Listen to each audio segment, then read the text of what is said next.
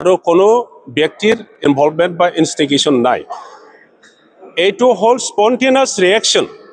আজি অকল কোকৰাঝাৰত হোৱা নাই, গুৱাহাটীত হৈছে, দুধনৈত হৈছে, ডিব্ৰুগড় হৈছে, শিৱসাগৰ হৈছে, গোটেই অসমৰ কোনে কোনে জাগাত ট্ৰাইবেল ল'ৰা ছোৱালী ছাত্ৰ ছাত্ৰী ডেকা গাভৰু মাত্ৰ নহয়, ইণ্টেলেকচুৱেলছ সাধাৰণ ৰাইজেও এই ৰিয়েকশ্যনটো দেখুৱাইছে।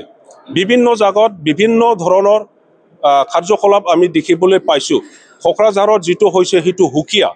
গতিকে ইয়াত এই স্পণ্টেনিয়াছ ৰিয়েকশ্যন ছাত্ৰ ছাত্ৰী ডেকা গাভৰুসকলৰ সেইটো কোনোবা অপজিশ্যন দল বা অন্য দলক দোষাৰোপ কৰি পেলাই ইয়াত মানে লাভ নাই বা সেইটো সত্য নহয়।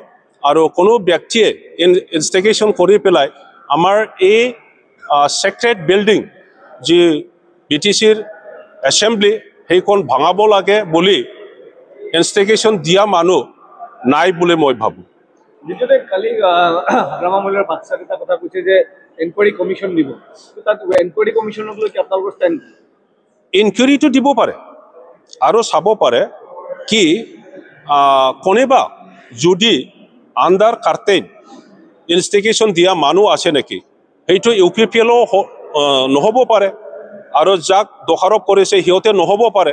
কোনোবা third party, fourth party, fifth party থাকিব পাৰে যে ট্ৰাইবেল দিয়া নিদিয়াটো লৈ পেলাই আমাৰ মাজত বিভিন্ন ধৰণৰ মিছআণ্ডাৰষ্টেণ্ডিং, কিয়ছনেছ আনিবৰ কাৰণে চেষ্টা কৰা ব্যক্তিও বা সংগঠনো থাকিব পাৰে। যিহেতু যিটো ষ্ট্ৰেটেজি লৈছে সেইটো ক্লেণ্ডেষ্টাইনলি লং টাৰ্ম এটা ষ্ট্ৰেটেজি আৰু কনস্পিৰেচি কৰি পেলাই এই ট্ৰাইবেল ইছ্যুটো আজি আনিছে। আৰু ইয়াত ক'বলৈ গ'লে ডাঙৰ এটা ইছ্যু হৈ যাব।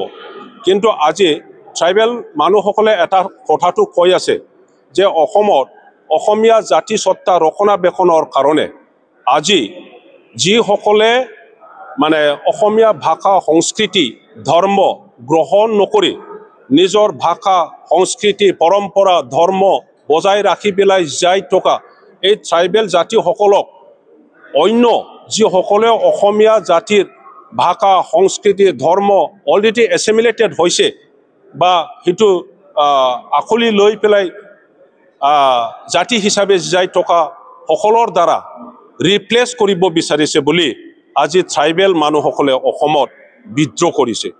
গতিকে সেই মিছআণ্ডাৰষ্টেণ্ডিং, সেই মিছকনচেপ্ট গোটেইটো নাইকিয়া কৰিবৰ কাৰণে আসাম চৰকাৰ আৰু অসমত বুদ্ধিজীৱীসকলে এই 6 জনগোষ্ঠীৰ সমস্যা কেনেকৈ সমাধান কৰিব পাৰে আৰু এক্সিষ্টিং ট্ৰাইবেলসকলৰ কোনো ধৰণৰ মনত আক্ষেপ নাথাকে, বেয়া নাপায় বা দুখ পাব লগা কিবা এটা ক্ষতি নহয়, তেনেকুৱা পদক্ষেপ লৈ পেলাই এই সমস্যাৰ সমাধান কৰাটো আমি বিচাৰিছোঁ।